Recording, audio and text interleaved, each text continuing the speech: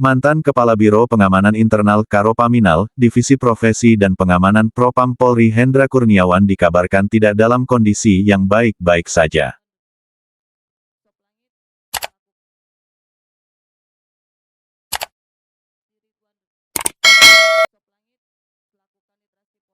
Hendra Kurniawan dan kawan-kawan akan segera menjalani sidang pembacaan vonis hakim dalam kasus obstruction of justice atau perintangan penyidikan terkait dugaan pembunuhan berencana terhadap Nofriansyah Yosua Huta Barat atau Brigadir J. Mantan Kepala Biro Pengamanan Internal Karopaminal, Divisi Profesi dan Pengamanan Propam Polri Hendra Kurniawan dikabarkan tidak dalam kondisi yang baik-baik saja.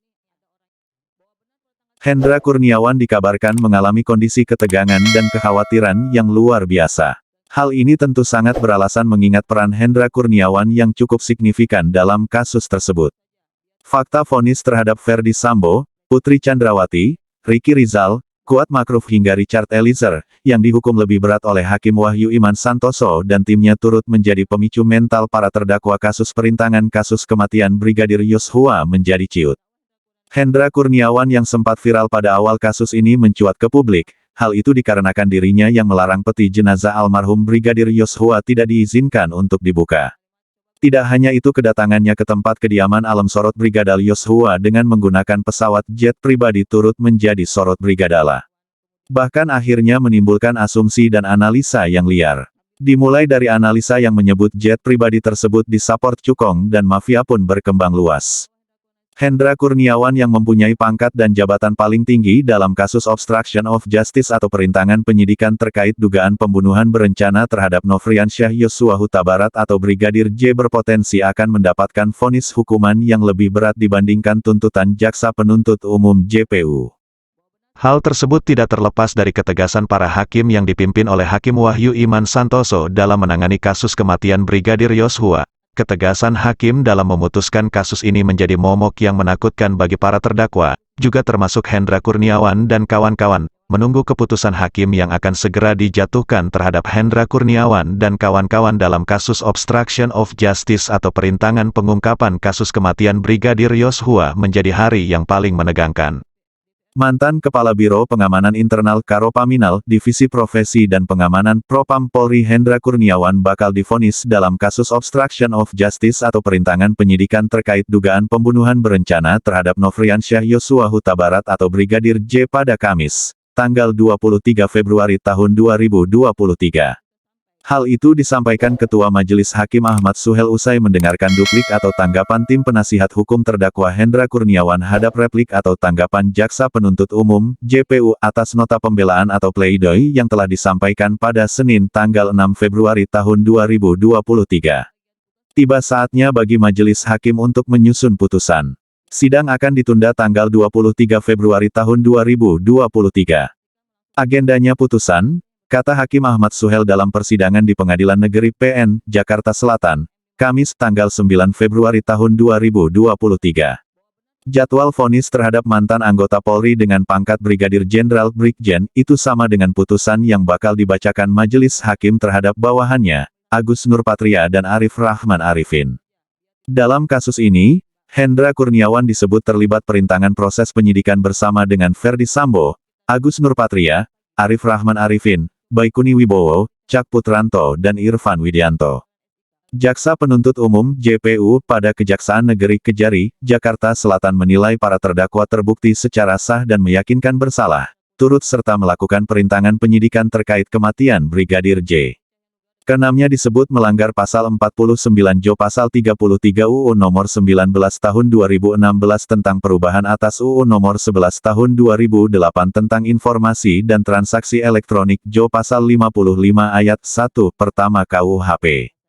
Mereka dikatakan jaksa menuruti perintah Ferdy Sambo yang kala itu menjabat sebagai Kadif Propam Polri, menjalankan skenario yang telah dibuat untuk menutupi penyebab kematian Brigadir J.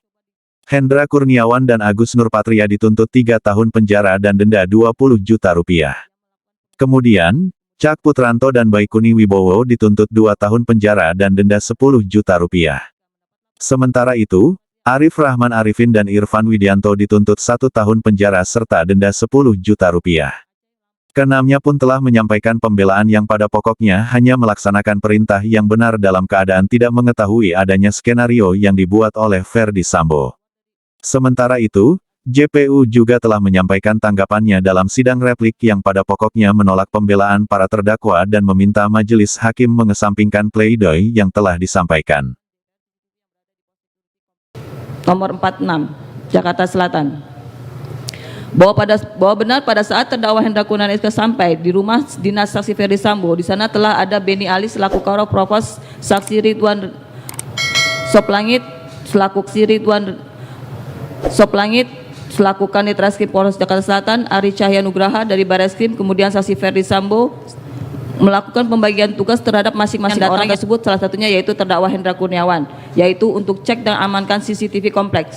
Pada saat itu, terdakwa Hendra Kurniawan SIK langsung menunjuk Ari Cahya Nugraha alias Aceh yang bertugas pada Bareskrim Polri dan merupakan tim CCTV pada saat kasus KM50 serta mengatakan kepada saksi Verdi Sambo, nih ada orang, bahwa benar pada tanggal 9 Juli 2022 sekitar pukul 7.30 terdakwa Hendra Kurniawan ditelepon oleh saksi Verdi Sambo dan kembali mengingatkan kepada terdakwa dengan mengatakan, bro, untuk pemeriksaan saksi-saksi oleh penyidik Selatan di tempat bro saja biar tidak gaduh karena ini menyangkut mbakmu masalah pelecehan dan tolong cek CCTV kompleks. Bahwa benar kemudian sekitar jam 8 pagi terdakwa Hendra Kurniawan SIK mencoba menghubungi saksi Ari Cahya Nugraha menggunakan handphone milik terdakwa Hendra Kurniawan SIK melalui WhatsApp call tetapi tidak terhubung. Selanjutnya terdakwa Hendra Kurniawan SIK memanggil saksi Agus Nurpatria Adi Purnama melalui WhatsApp agar ke ruangan terdakwa Hendra Kurniawan. Setelah tiba di ruangan terdakwa Hendra Kurniawan meminta menghubungi saksi Ari Cahya Nugraha dengan kalimat, coba Gus hubungi Ari Cahya. Tidak nyambung juga.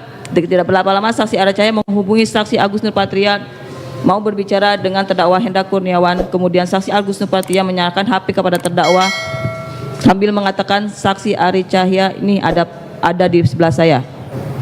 Bahwa benar terdakwa Hendra Kurniawan SIK berbicara dengan saksi Ari Cahya, kemudian dengan mengatakan, Cai, permintaan Bang Sambo untuk CCTV sudah dicek atau belum? Kalau belum, mumpung siang coba di screening. Karena saksi Ari Cahya Nugraha sedang di Bali dan menyampaikan nanti biar anggotanya yang melakukan pengecekan CCTV. Kemudian terdakwa Hendra Kurniawan menjawab, silakan aja. Bahwa benar selanjutnya pada pukul 15 terdakwa Hendra Kurniawan SIK mendapat laporan dari saksi Agus Nurpatria Adi Purnama yang waktu itu berada di TKP Duren 3 yang mengatakan, Bang, izin anak buahnya Aceh laporan ke saya ada sekitar 20 CCTV. Kemudian terdakwa Hendra Kurniawan SIK menjawab, oke, jangan semuanya. Kemudian saksi Agus Nurpatria Adi Purnama keluar dan setahu saksi Agus Nurpatria menunjuk 2 DVR CCTV yang dicek dan diamankan, yaitu DVR CCTV yang ada di rumah Kasat Reskrim Jakarta Selatan dan DVR CCTV yang berada di pos security kompleks Polri Duren 3.